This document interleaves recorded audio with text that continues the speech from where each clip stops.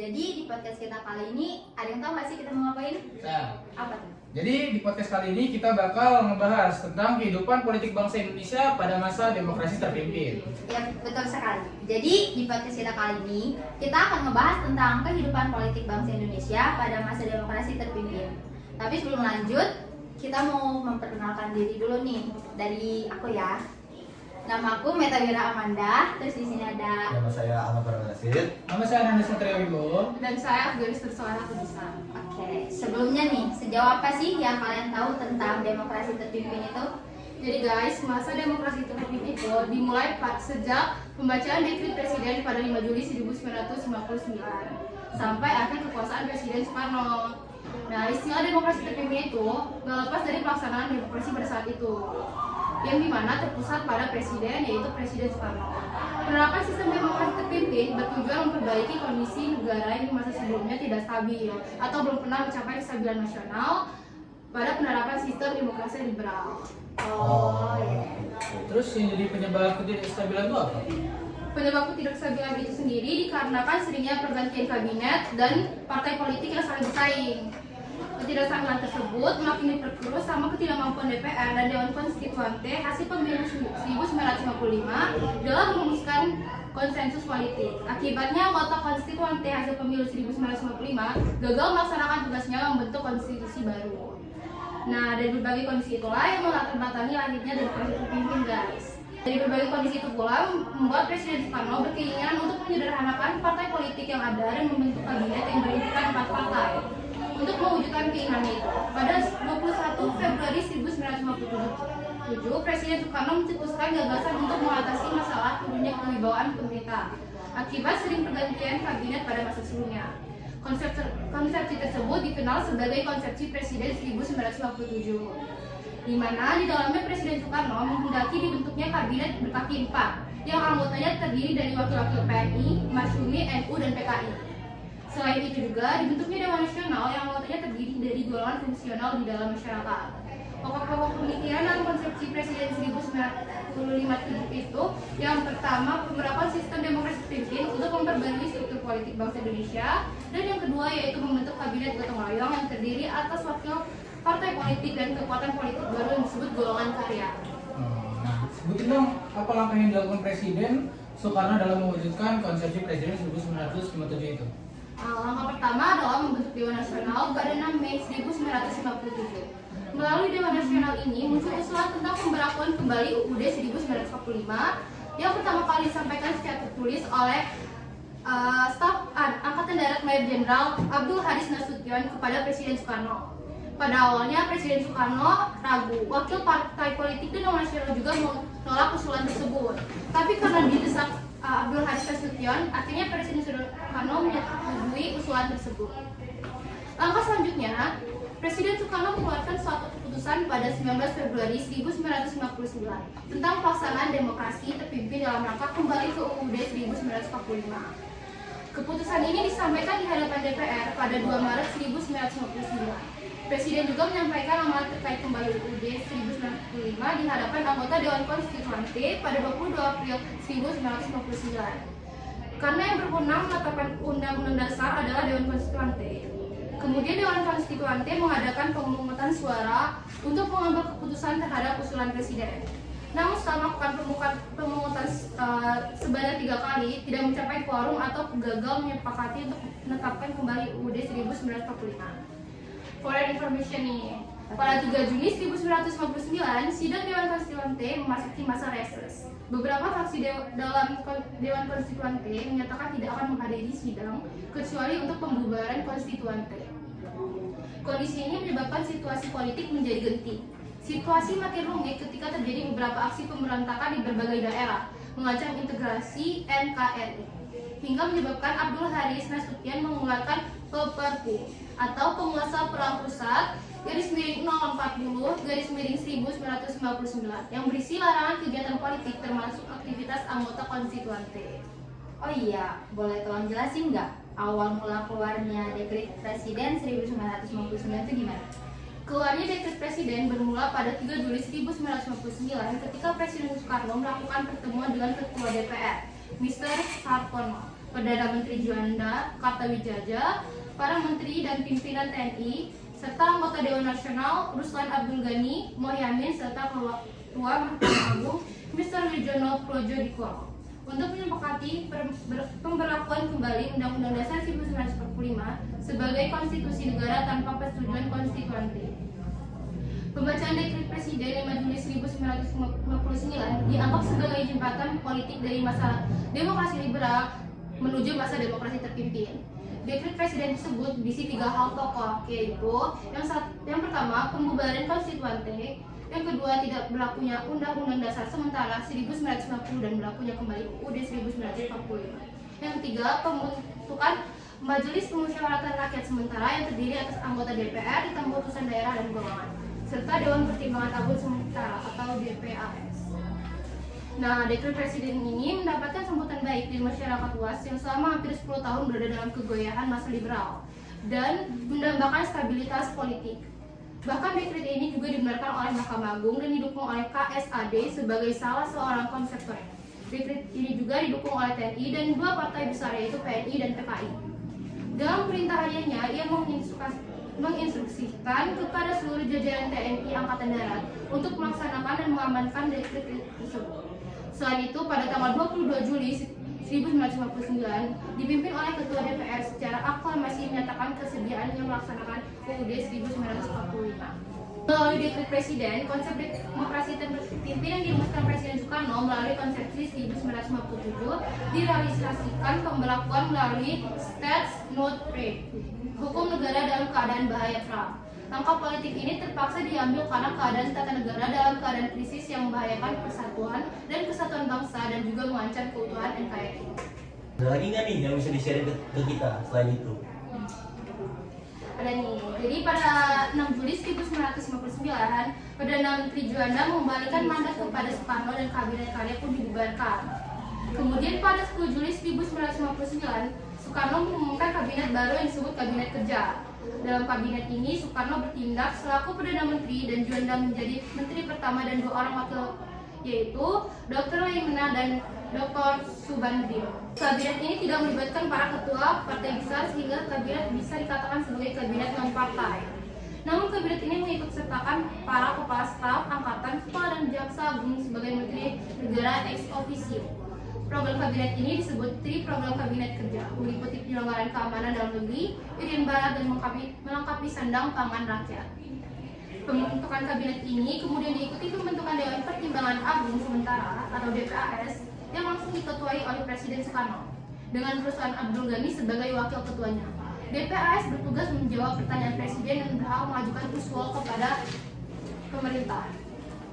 Lembaga ini dibentuk berdasarkan Penetapan Presiden Nomor 3 Tahun 1959 tertanggal 22 Juli 1959.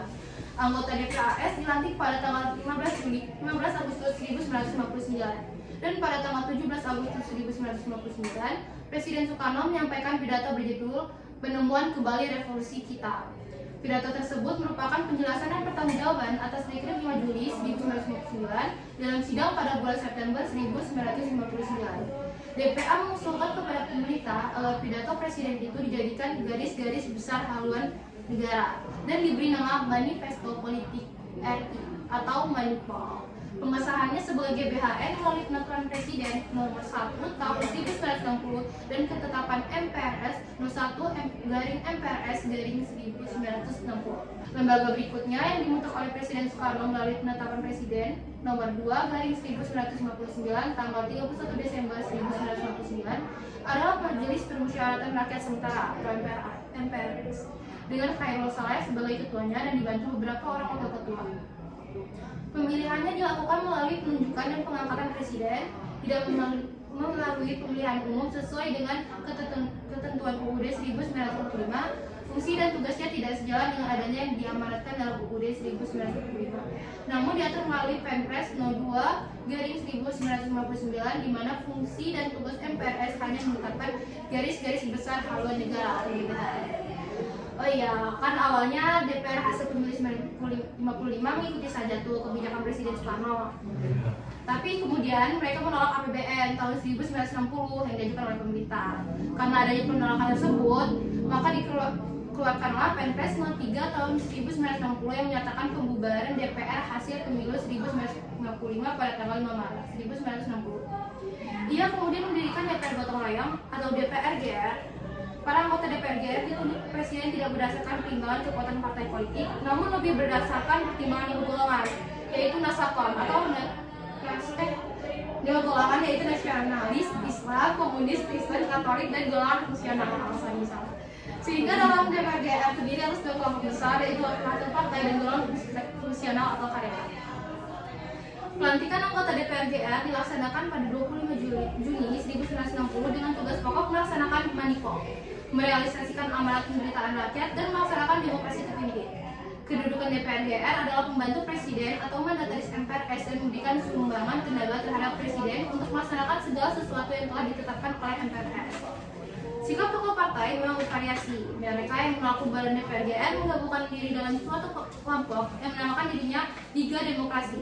Tokoh terlibat dalam Liga Demokrasi ini meliputi tokoh partai NU, Masyumi, Partai Katolik, Parkindo, IPKI, PSII, dan beberapa panglima daerah yang memberikan dukungan kelompok ini mengusulkan untuk penangguhan pembentukan DPR GR.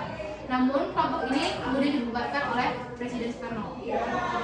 Nah, itu kan dijelasin tentang tindakan apa aja nih yang dilakukan presiden dalam menegakkan demokrasi terpimpin. Tindakan yang dilakukan Presiden Soekarno lainnya adalah membentuk lembaga negara baru yang disebut Front Nasional. Lembaga ini dibentuk berdasarkan penetapan Presiden nomor 13 tahun 1959. Dalam penetapan ini disebutkan bahwa Front Nasional adalah suatu organisasi massa yang memperjuangkan cita-cita proklamasi dan cita-cita yang terkandung dalam UUD 1945. Front Nasional langsung diketuai oleh Presiden Soekarno. Selanjutnya melalui keputusan Presiden nomor 94 tahun 1962 dilakukan pengintegrasian lembaga-lembaga tertinggi negara meliputi MPRS, DPR GR, DPA, Depernas, Front Nasional dengan eksekutif. Dengan berintegrasian itu, maka pimpinan lembaga negara tersebut dianggap menjadi menteri dan ikut serta merumuskan dan mengamankan kebijakan pemerintah. Selain itu, Presiden juga membentuk lembaga baru yang bernama Musyawarah Pembantu Pimpinan Revolusi atau MPPR. Berdasarkan penetapan Presiden nomor 4/1962, MPPR merupakan badan pembantu pimpinan besar revolusi atau PBR dalam mengambil kebijakan khusus dan darurat untuk menyelesaikan revolusi. Keanggotaan MPPR meliputi sejumlah menteri yang mewakili MPRS, DPR GR, departemen-departemen, angkatan, dan para pemimpin partai politik Nasako. Antara itu, TNI dan polisi pada tahun 1964 dipersatukan menjadi Angkatan Bersenjata Republik Indonesia atau ABRI. Oh gitu penjelasannya. Setelah Tadi nggak mas dulu. sampai Cukup sih dari penjelasan tadi ya. Dan dari yang dijelasin tadi, menurut saya pribadi itu udah termasuk cukup dan udah tertera, udah cukup jelas, udah tertera lah. Di undang-undang nomor berapa sampai berapa itu udah cukup jelas lah. Nah, terus kan di dalam materi kehidupan politik pada masa demokrasi itu kan ada materi tentang peta kekuatan politik nasional. Nah, ada nggak sih yang mau jelasin ke aku apa itu materi itu? Nah, jadi gini nih. Antara tahun 1960 sampai 1995, kekuatan politik pada waktu itu terpusat di tangan Presiden Soekarno. Presiden Soekarno memegang seluruh kekuasaan negara dengan TNI AD dan PKI di sampingnya. TNI yang sejak Kabinet Juanda diberlakukan SOB, kemudian pemberontakan PRRI dan Permesta pada tahun 1958 mulai memainkan peran penting dalam bidang politik. Dihidupkannya Undang-Undang 1945 merupakan usulan dari TNI dan didukung penuh dalam pelaksanaannya. Menguatnya pengaruh TNI AD membuat Presiden Soekarno berusaha menekan pengaruh TNI AD, terutama Nasution dengan dua taktik, yaitu Soekarno berusaha mendapat dukungan partai-partai politik yang terpusat di Jawa, terutama PKI, dan merangkul angkatan-angkatan bersenjata lainnya.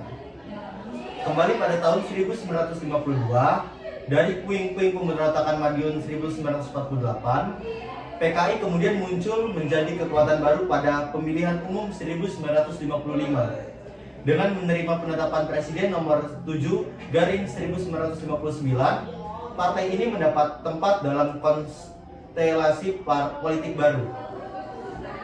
Kemudian dengan menyokong gagasan Nasakom dari Presiden Soekarno, PKI dapat memperkuat kedudukannya. Sejak saat itu, PKI berusaha menyaingi TNI dengan memanfaatkan dukungan yang diberikan oleh Soekarno untuk menekan pengaruh TNI AD. PKI berusaha untuk mendapatkan citra yang positif di depan Presiden Soekarno. PKI juga menerapkan strategi menempel pada Presiden Soekarno secara sistematis. PKI berusaha memperoleh Soekarno untuk yang menguntungkannya. Hal ini seperti apa yang diungkapkan DN Aidit, bahwa melaksanakan manipul secara konsekuen adalah sama halnya dengan melaksanakan program PKI. Hanya kaum manipolis, munafik, dan kaum reaksi noerla yang berusaha menghambat dan menyobot manipul. Ungkapan Aidit itu merupakan suatu upaya untuk memperoleh citra sebagai pendukung Soekarno. PKI mampu memanfaatkan ajaran Nasakom yang diciptakan Soekarno sebaik-baiknya. Kedudukan PKI juga semakin kuat dan respektabilitasnya sebagai kekuatan politik sangat meningkat. Bahkan ketika Presiden Soekarno akan membubarkan partai melalui penetapan presiden, konsep awal disebutkan bahwa partai yang akan dibubarkan adalah partai yang memberontak. Tapi di sini ya, dalam keputusan final Presiden Soekarno sendiri meminta ditambahkan kata sedang di depan kata memberontak, sehingga rumusnya berbunyi sedang memberontak karena para pemimpinnya turut dalam pemberontakan. Sesuai dengan rumusan itu, maka calon partai yang kuat untuk dibubarkan hanya Masyumi dan PSI.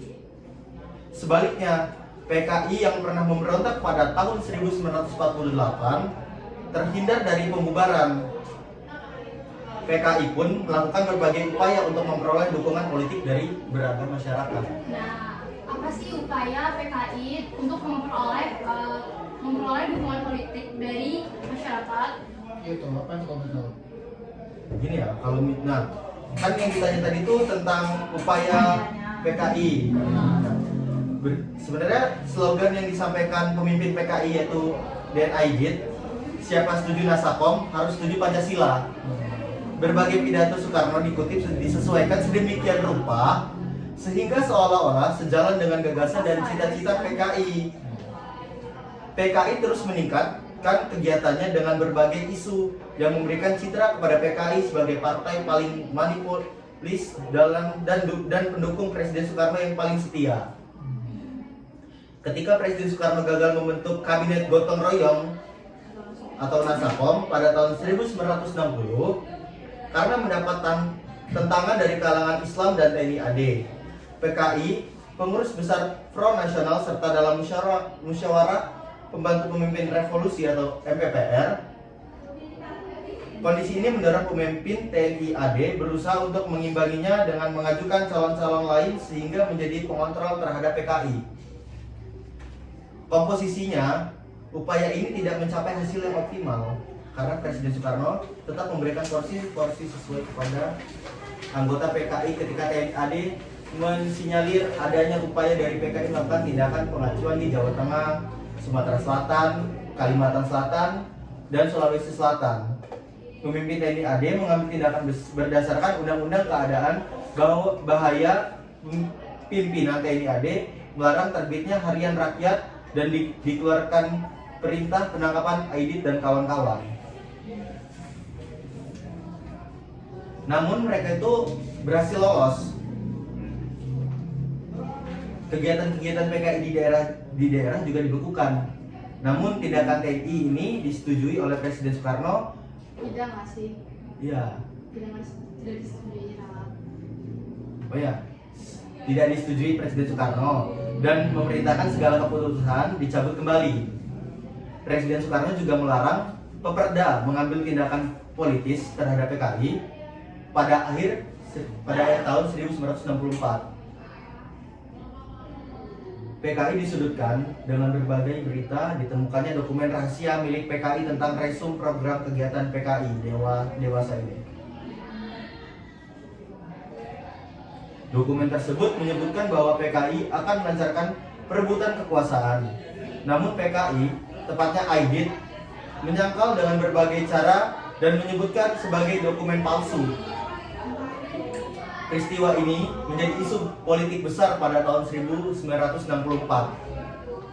Namun hal ini diselesaikan oleh Presiden dengan mengumpulkan para pemimpin partai dan membuat kesepakatan untuk menyelesaikan permasalahan di antara unsur-unsur di dalam negeri diselesaikan secara musyawarah dan dikenal sebagai Deklarasi Bogor.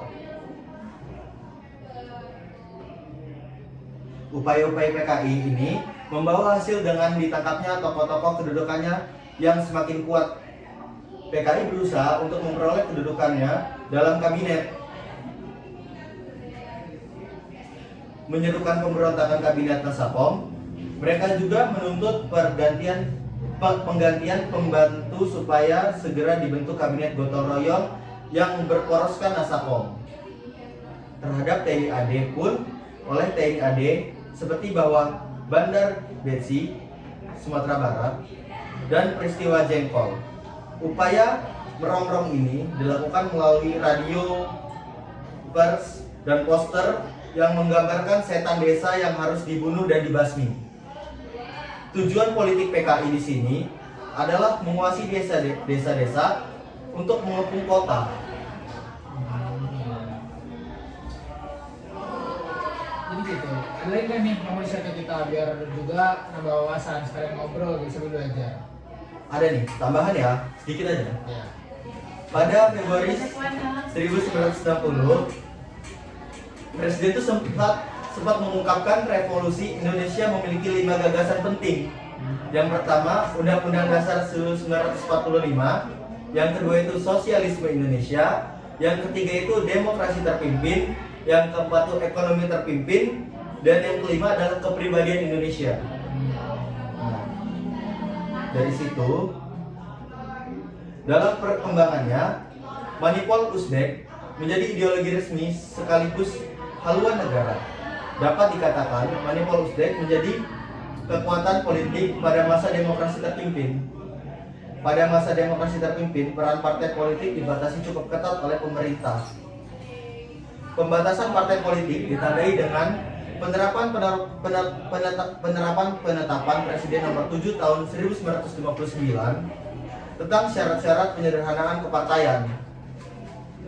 Syarat-syarat tersebut berisi yang pertama, itu menerima dan membela Konstitusi 1945 dan Pancasila.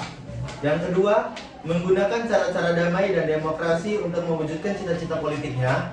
Yang ketiga, untuk menerima bantuan luar negeri hanya seizin pemerintah. Yang keempat, partai politik setidaknya harus memiliki cadang di seperempat wilayah Indonesia. Partai politik setidaknya harus memiliki cabang seperempat di wilayah Indonesia. Yang kelima itu, Presiden berhak menyelidiki administrasi dan keuangan partai tersebut. Yang keenamnya, Presiden berhak membubarkan partai yang terindikasi berusaha merongrong politik pemerintah dan mendukung usaha pemberontakan.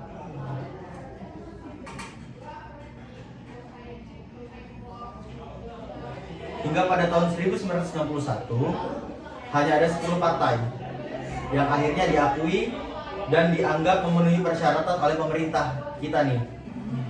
Apa aja sih itu kalau boleh tahu? Yang pertama, Rutin, katanya ada 10.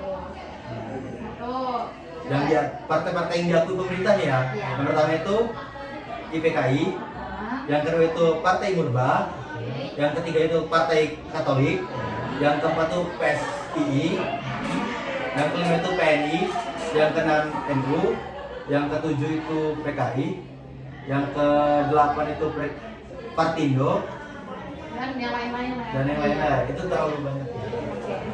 Nggak perlu dijelasin sama lain. lengkap semua deh ya ngejelasinnya. Di pulau 100 saya juga jelas.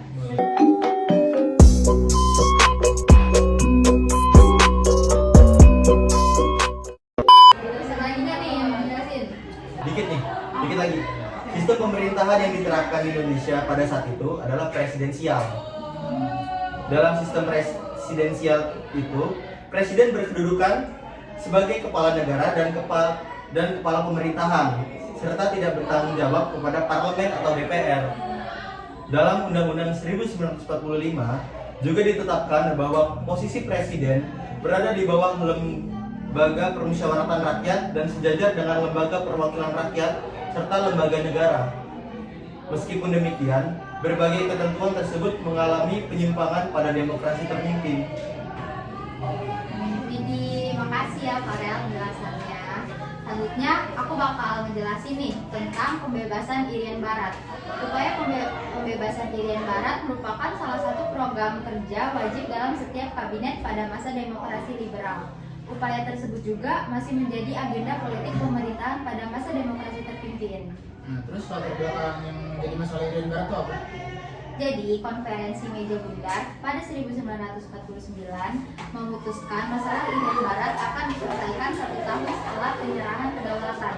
Akan tetapi, Belanda terus menunda penyelesaian. Nah, faktor-faktornya itu yang pertama nih, ada politik. Partai Katolik yang saat itu menguasai parlemen Belanda menginginkan penguasaan Irian Barat di bawah kendali pemerintahan Belanda. Keinginan Partai Katolik tersebut mendapat dukungan dari golongan Protestan dan Partai Liberal dalam parlemen Belanda. Yang kedua, sosial. Bagi pemerintahan Belanda, Irian Barat berperan penting untuk mengatasi masalah kepadatan penduduk. Pemerintahan Belanda merasa terbebani dengan banyaknya orang Belanda dari Indonesia, terutama kaum Indonesia Belanda. Untuk mengatasi masalah tersebut, pemerintahan Belanda menjadikan Irian Barat sebagai daerah tujuan transmigrasi bagi kaum Indonesia Belanda. Yang ketiga, ekonomi. Sejak 1935, Belanda melakukan eksplorasi minyak bumi di Irian Barat melalui perusahaan swasta Nederlandse New Guinea Petroleum Maatschappij. Pusat pertambangan minyak NNGPM berada di Sorong. Selain itu, Menteri Marseven telah menyadari potensi ekonomi Irian Barat. Setelah menerima laporan dari Kepala Presiden Irian Barat, JPK van Eekau dalam nota Inzake de Economis Toekomst van New Guinea mengenai masa depan ekonomi New Guinea. Nota itu menyebutkan tim biologi telah menemukan jejak-jejak mineral berupa nikel dan tembaga dengan konsentrasi tinggi di pegunungan sekitar ibu kota wilayah Hollandia.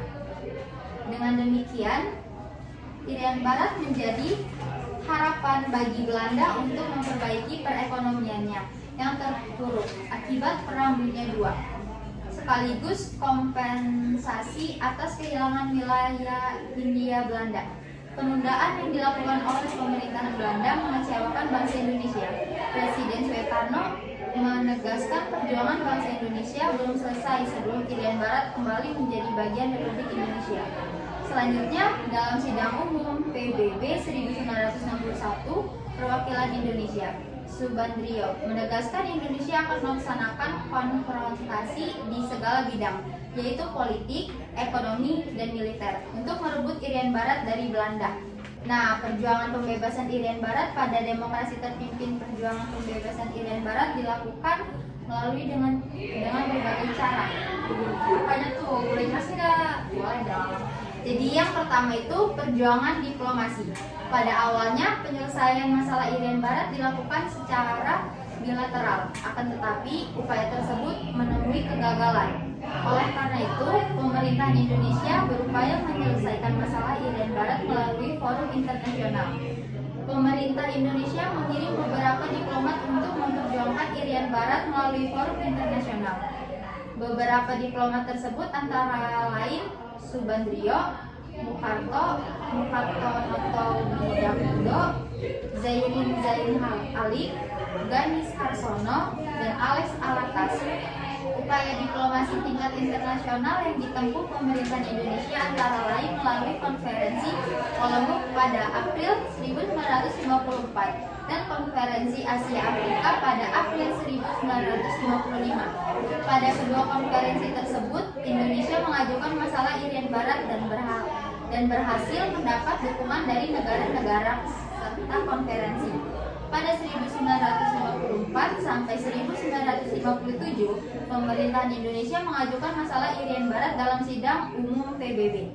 Akan tetapi, upaya ini mengalami kegagalan karena Indonesia tidak mendapat dukungan dari 2/3 anggota sidang. Pemerintahan Indonesia pun memutuskan untuk tidak lagi membawa masalah Irian Barat ke sidang umum PBB setelah ditolak sebanyak 3 kali. Yang kedua, upaya konfrontasi.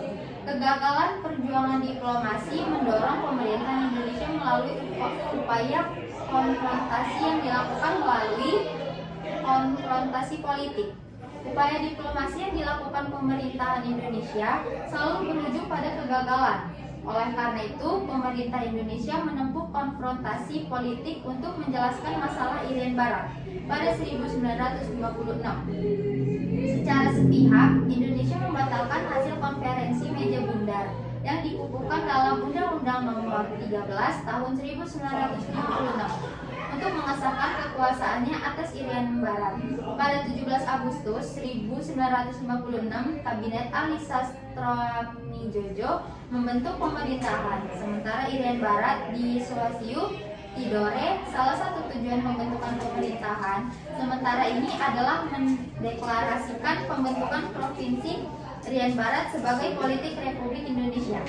Adapun yang menjadi gubernur adalah Zainal Abidin Syah, seorang bangsawan Tidore. Selain membatalkan hasil konferensi meja bundar, pemerintahan Indonesia menggagalkan kesatuan rakyat untuk turut berjuang dalam pembebasan Irian Barat. Pada 10 Februari 1958 dibentuklah Front Nasional Pembebasan Irian Barat.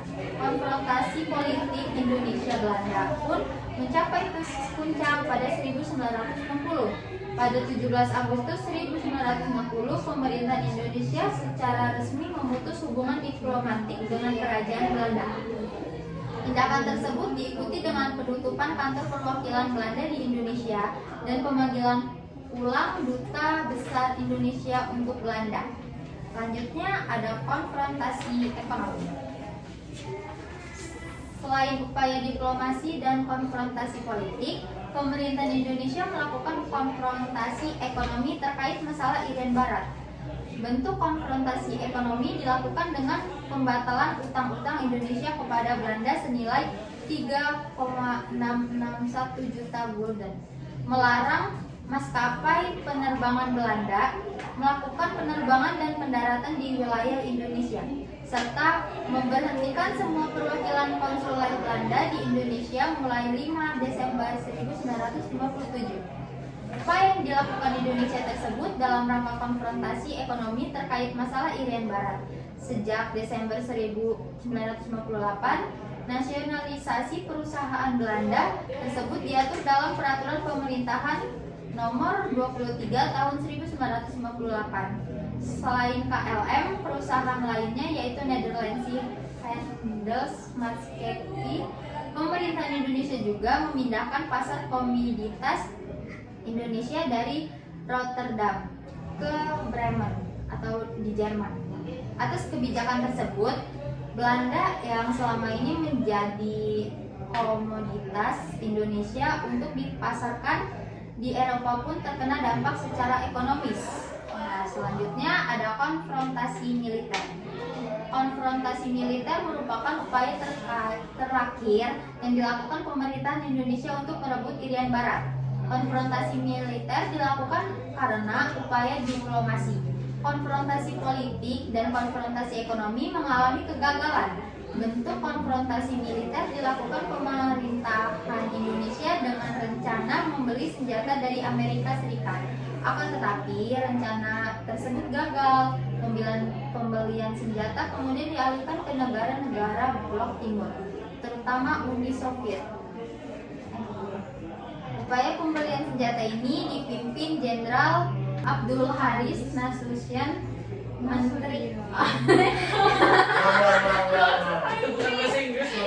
dipimpin Jenderal Abdul Haris Nasution atau Menteri Keamanan Nasional. Pemerintahan Indonesia juga Pemerintah Indonesia juga mengajak rakyat terlibat langsung dalam pembebasan Irian Barat pada 19 Desember 1961. Presiden Soekarno mengumumkan Trikomando Rakyat. Dengan dikumandangkannya Trikora, pemerintahan berharap rakyat mendukung secara aktif usaha pembelian Irian Barat. Trikora diumumkan di Yogyakarta pada acara peringatan agresi militer II Belanda. Nah, kalau udah tahu isi dari Trikora itu apa sih? Jadi isi Trikora itu yang pertama, gagalkan pembentukan negara boneka Papua buatan Belanda. Yang kedua, kibarkan sang merah putih di Irian Barat, tanah air Indonesia. Yang ketiga, bersiaplah untuk mobilisasi umum guna mempertahankan kemerdekaan serta kesatuan tanah air dan bangsa. Untuk menindaklanjuti Trikora, dilakukan mobilisasi umum dalam rangka pembebasan Irian Barat di seluruh Indonesia. Seluruh kekuatan cadangan nasional pun disiagakan dalam beragam bentuk. Pemerintahan mengambil langkah-langkah antara lain membentuk Provinsi Irian Barat dengan ibu kota baru dan membentuk Komando Mandala. Pembebasan Irian Barat pada 13 Januari 1962. Sebagai Panglima Komando Mandala ditunjuklah Mayor Jenderal Soeharto. Markas Komando Mandala berada di Makassar. Nah, tadi kan disebutin kok pembentukan Komando Mandala. Bisa jelasin nggak sih tugas Komando Mandala itu apa?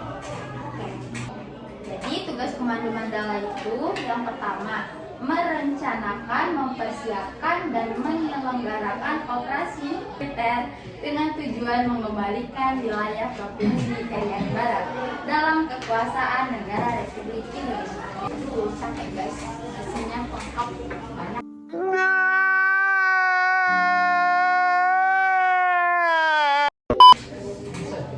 Yang kedua, mengembangkan situasi militer di wilayah Provinsi Irian Barat sesuai taraf-taraf perjuangan di bidang diplomasi. Dalam waktu sesingkat-singkatnya di wilayah Provinsi Irian Barat dapat secara de facto diciptakan daerah-daerah bebas atau didudukan unsur kekuasaan pemerintahan daerah Republik Indonesia.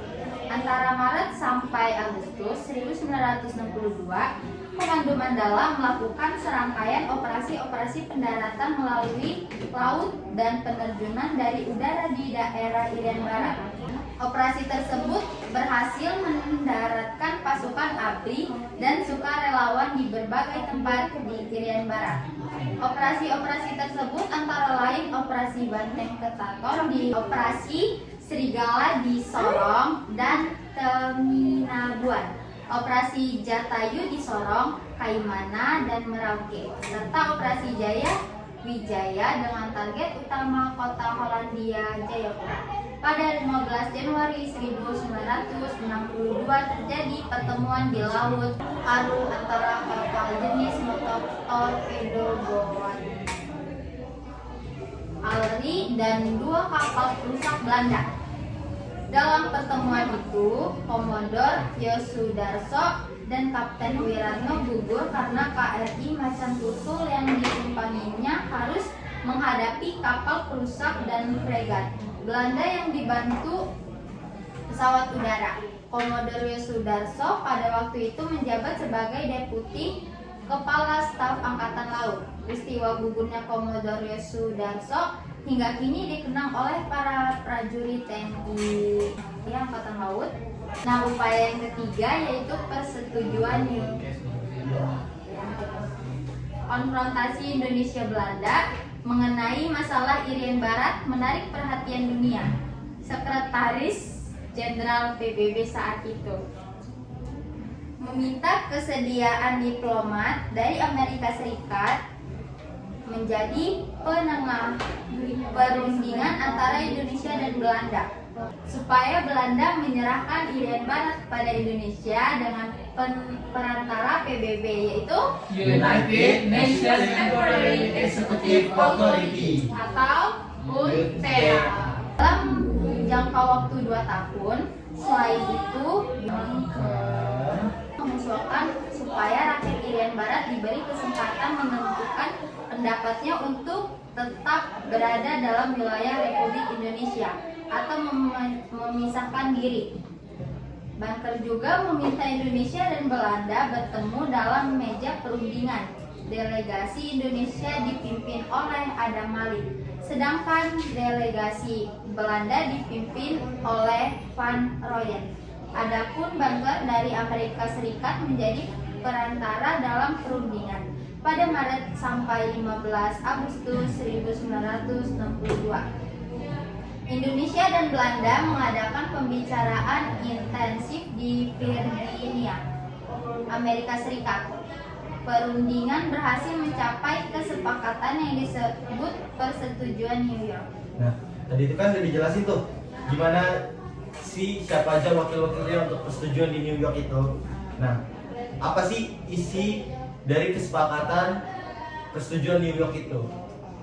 Jadi, isi persetujuan New York itu yang pertama, setelah mengesahkan persetujuan antara Indonesia dan Belanda, selambat-lambatnya pada 1 Oktober 1962, penguasa atau pemerintahan sementara PBB akan tiba di Irian Barat untuk melakukan serah terima pemerintahan dari tangan Belanda. Yang kedua, pemerintah sementara PBB menggunakan tenaga Indonesia, baik sipil maupun alat-alat keamanan bersama dengan putra-putri Irian Barat.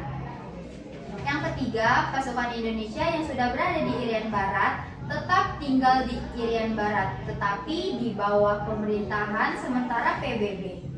4. Angkatan perang Belanda secara berangsur-angsur dikembalikan. Sementara itu, angkatan perang yang belum pulang ditempatkan di bawah pengawasan PBB dan tidak boleh dipakai untuk operasi militer. Yang kelima, antara Irian Barat dan daerah Indonesia lainnya berlaku lalu lintas bebas. Yang keenam, pada 31 Desember 1962, bendera Indonesia mulai berkibar di samping bendera PBB.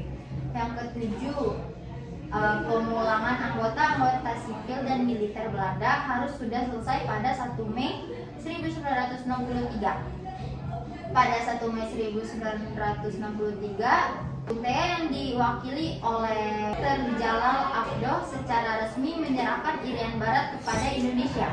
Dalam penyerahan tersebut, pihak Indonesia diwakili oleh Sujarwo dan disaksikan oleh Menlu Subandrio serta utusan dari PBB. Setelah penyerahan Irian Barat, pemerintah Indonesia diwajibkan melaksanakan penentuan pendapatan rakyat atau PEPRA.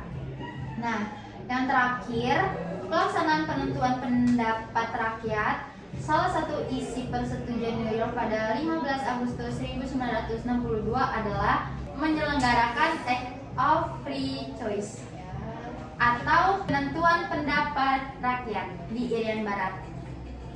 Penentuan pendapat rakyat dilaksanakan pada 14 Juli 1969 sampai 4 Agustus 1969. Pelaksanaan PEPRA diatur oleh Brigjen Sarwo Edi Wibowo dan diawasi langsung oleh perwakilan PBB yaitu Fernando Ortiz Sanz. PEPRA dilakukan di tiap-tiap kabupaten di Irian Barat. Semula PBB menghendaki PEPRA dilakukan bagi semua orang dewasa, baik pria maupun wanita, dengan sistem one man one vote sesuai praktik internasional. Akan tetapi, Indonesia menginginkan PEPRA dilaksanakan dengan metode many man one vote. Banyak orang satu suara. Metode ini lebih sesuai dengan sistem yang dianut Indonesia, yaitu musyawarah mufakat atas dasar Pancasila.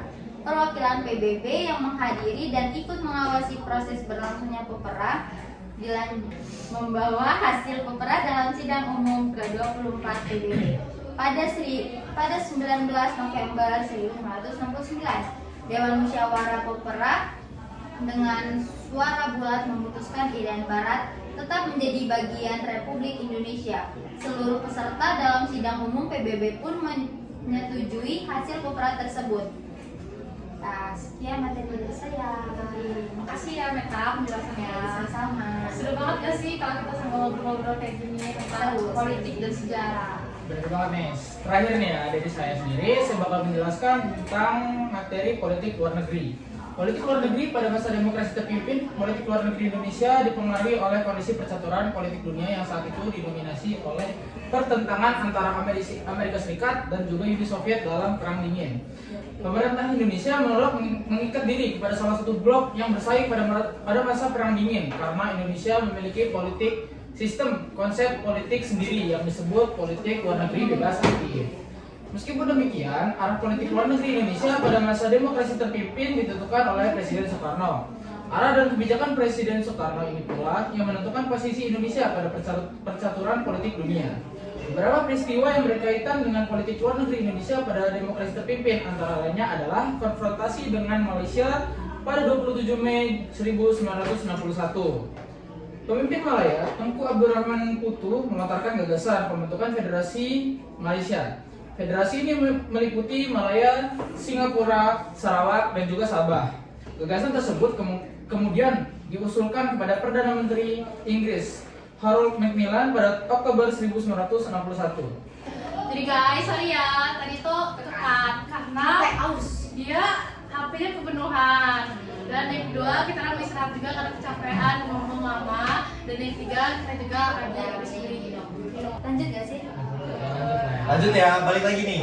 Tadi sampai mana sih? Tadi kan itu materi konfrontasi dengan Malaysia. Lanjut lah ya. Oke. Nah, gagasan tersebut kemudian diusulkan kepada Perdana Menteri Inggris Harold Macmillan pada Oktober 1961. Munculnya gagasan tersebut menjadi pemicu konfrontasi Indonesia dengan Malaysia. Sebagai tindak lanjut persiapan Federasi Malaysia, Inggris membentuk komisi yang dipimpin oleh Lord Coburn yang beranggotakan Sir Anthony Abel, Sir David Nelson, Dato Wongkone, dan N.C. Ghazali Safi. Komisi tersebut dikenal dengan sebutan Komisi Coburn. Tugas yang disebut Komisi Coburn. Tugas Komisi Coburn adalah melakukan penelitian untuk mengetahui pendapat rakyat Sabah dan Sarawak. Menanggapi masalah tersebut, Presiden Filipina Diosdado Macapagal mencetuskan gagasan Mavilindo atau Malaysia, Filipina, dan Indonesia. Konsep ini dibahas pada pertemuan antara Presiden Soekarno, Tengku Abdurrahman Putu, dan Diosdado Macapagal. Hasil pertemuan tersebut meminta PRB melakukan penyelidikan mengenai pendapat penduduk Kalimantan Utara terhadap pembentukan Federasi Malaysia pada 14 September 1963. PBB mengumumkan hasil penyelidikan tersebut, yaitu sebagian rakyat Sabah dan Sarawak setuju dengan pembentukan Federasi Malaysia.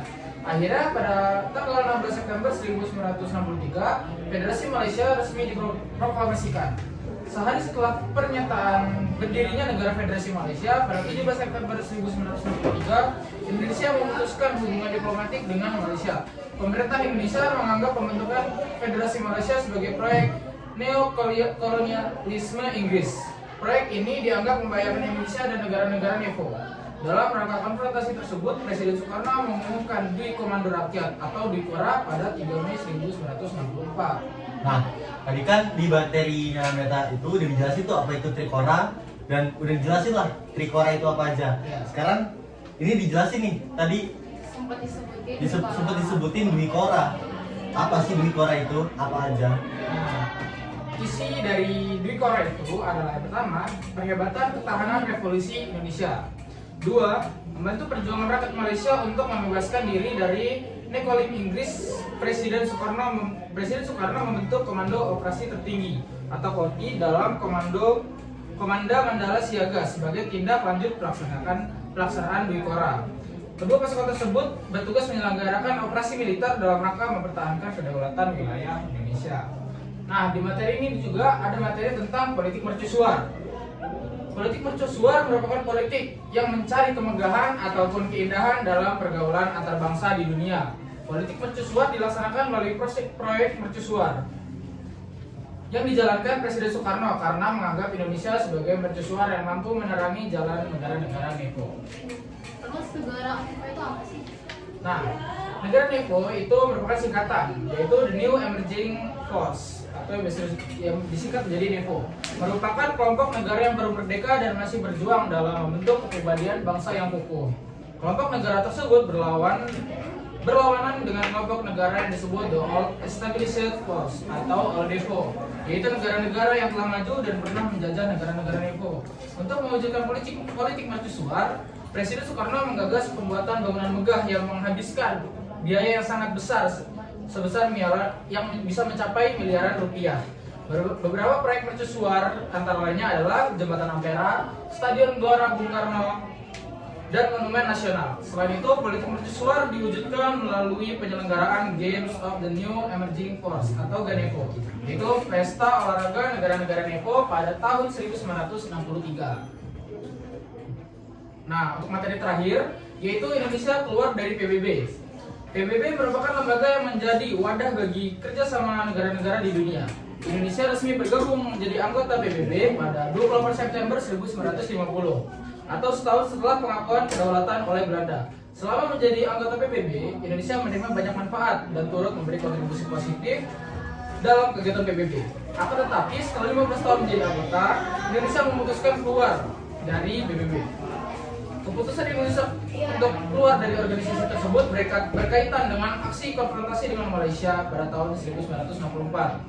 Muncul ide bahwa Malaysia akan menjadi anggota tidak tetap Dewan Keamanan PBB. Ide tersebut ditanggapi oleh Presiden Soekarno melalui pidatonya dalam sidang umum PBB pada 31 Desember 1964. Dalam sidang tersebut, Presiden menyatakan PBB merupakan cerminan keadaan dunia pada 1945. Oleh karena itu, Presiden Soekarno berharap agar struktur organisasi PBB dirombak. Presiden Soekarno juga menyatakan jika Malaysia diangkat sebagai anggota tidak tetap Dewan Keamanan PBB, Indonesia akan keluar dari keanggotaan. Pada 7 Januari 1965, PBB justru menerima Malaysia menjadi anggota tidak tetap Dewan Keamanan PBB. Diterimanya Malaysia sebagai anggota tidak tetap Dewan Keamanan PBB tersebut direspon oleh Presiden Soekarno dengan menyatakan Indonesia keluar dari PBB. Keluarnya Indonesia disampaikan melalui surat resmi oleh Menteri Luar Negeri Subandrio pada 20 Januari 1965 kepada Sekretaris Jenderal PBB. Utan. Selain surat resmi kepada Sekretaris Jenderal PBB, Presiden Soekarno menulis surat kepada beberapa kepala negara di dunia untuk menjelaskan faktor penyebab keluarnya Indonesia dari PBB. Dengan keluarnya Indonesia kehilangan satu forum internasional yang dapat digunakan untuk mencapai penyelesaian sengketa dengan Malaysia melalui cara damai. PBB merupakan salah satu forum penting bagi bangsa di dunia. PBB juga berperan sebagai forum konsultasi bagi hampir seluruh negara di dunia. Oleh karena itu, keluarnya Indonesia dari PBB menyebabkan Indonesia kehilangan media untuk memperjuangkan kepentingannya di forum internasional. Itulah beberapa peristiwa yang berkaitan dengan politik luar negeri Indonesia pada demokrasi terpimpin. Pada masa demokrasi terpimpin, kekuasaan politik dan pemerintahan itu terpusat di presiden, yaitu Presiden Soekarno. Meskipun demikian, banyak pelajaran dan hikmah yang dapat dipetik dari pelaksanaan demokrasi pada masa demokrasi terpimpin. Pelajaran tersebut menjadi modal berharga bagi kehidupan bangsa Indonesia dalam berdemokrasi pada masa kini. Oke, selesai sudah semua materi yang kami sampaikan. Dari pembahasan kita kali ini, banyak banget ilmu dan wawasan yang awalnya kita nggak tahu jadi tahu. Nah, dan sebenarnya kalau belajar sambil ngobrol gitu kan lebih seru ya kan? Nah, saling sharing ilmu yang kita tahu ke teman-teman yang lain dan bisa jadi motivasi untuk pembelajaran yang baru. Setuju banget sama Bunda. Dan kami akan mengucapkan terima kasih kepada Bu Novi karena udah memberikan tugas ini. Dari sini kita dapat pengalaman baru juga nih dalam pembuatan podcast. Sampai enggak nih? Setelah yang diomongin sama Nanda sama Agams tadi, kita juga minta maaf kalau ada kesalahan dalam penyampaian materi, baik perkataan, perbuatan, dan seluruh materi yang kami dapatkan. Oke, baiklah. Sekian materi yang kami dapat sampaikan. Kami akhiri podcast kali ini. Wassalamualaikum warahmatullahi wabarakatuh. Dadah. Di like, komen, subscribe, share. Ya, terserah. Kita kedatangan tamu, guys.